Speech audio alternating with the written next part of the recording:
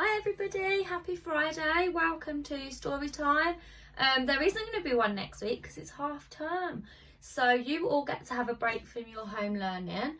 I get to have a break from teaching and looking at my screen all day, and yeah, it'll be good to get outside. Hopefully it will snow a little bit again next week, go for a couple of walks. I might bake some cakes. I don't know. There's not a lot we can do, is there?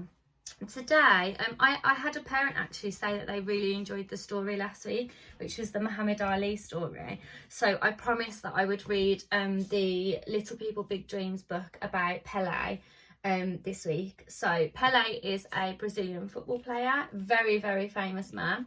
He is still alive. So I promised that I would read this one this week. If anybody has any suggestions or books that they really like, if I have them, I do have like a little selection that I have brought home from school and things that I've ordered. Or if you really like a story, you can always message on Tapestry or send us an email and let us know that you like them. If you have like a favourite author, I do have a few Julia Donaldson books. I've actually just ordered some new books that are called the Once Upon a World collection, and they're fairy tales, but they're fairy tales using ethnic characters. So I'm happy to read one of those if anyone would like that. So let's get going. Pele. I'm going to have to know how to pronounce half of these words properly. So, little Edson Arantes do Nascimento grew up playing football on the streets of Bauru, Brazil. Football, it's not Bauru. Bauru. Yeah, it is. Football would stick with him forever, just like the nickname he was given by his school friends, Pele. He couldn't get a proper ball, so he made one himself out of a sock stuffed with newspapers and tightened with string. It wasn't exactly round, but it was everything Pele needed to be happy. One day he came home and found his father in tears. Brazil's national football team had just lost the World Cup final. We know how that feels, don't we? To comfort him, Pele made a promise. One day he would win that championship for his father.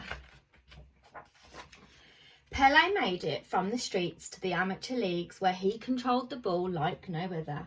He performed spectacular tricks with both feet and scored goals with different parts of his body, even his bum.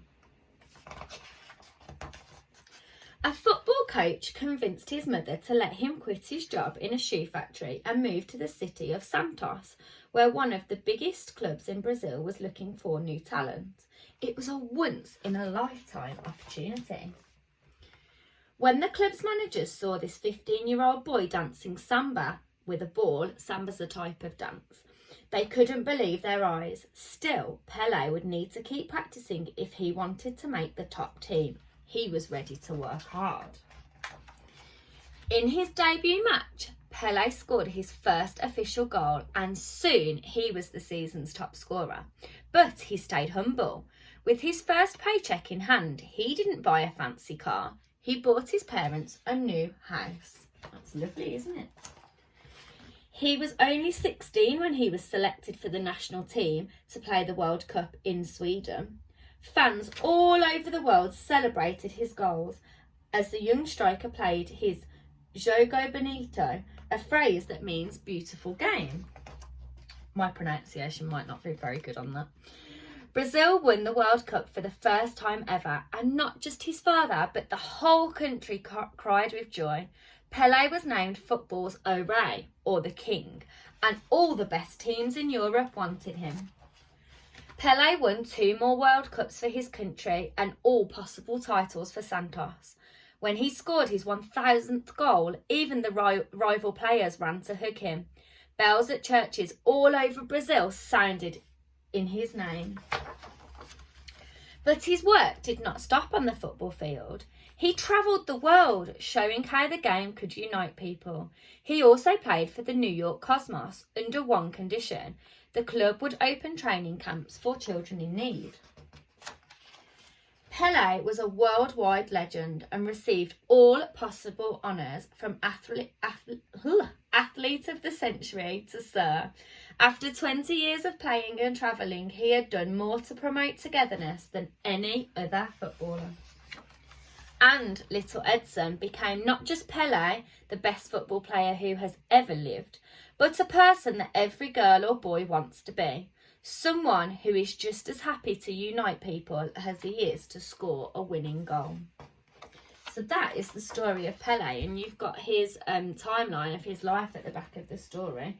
So I think that's a really interesting book. I hope you enjoyed it. Have a lovely half term, and I will see you soon.